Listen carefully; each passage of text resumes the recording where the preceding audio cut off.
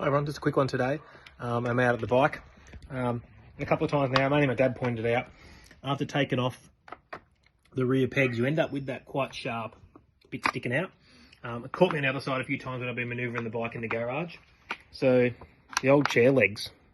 So these are to go over your chair legs. These are 25mm ones. They seem to be the right size with a nice stretch, so we'll see how we go.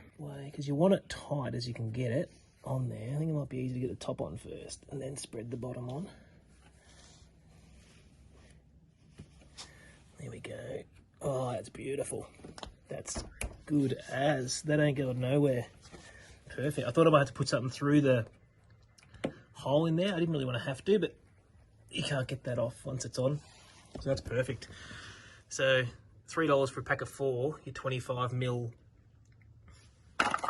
chair tips. So there's a tip, get some chair tips, 25mm. Perfect.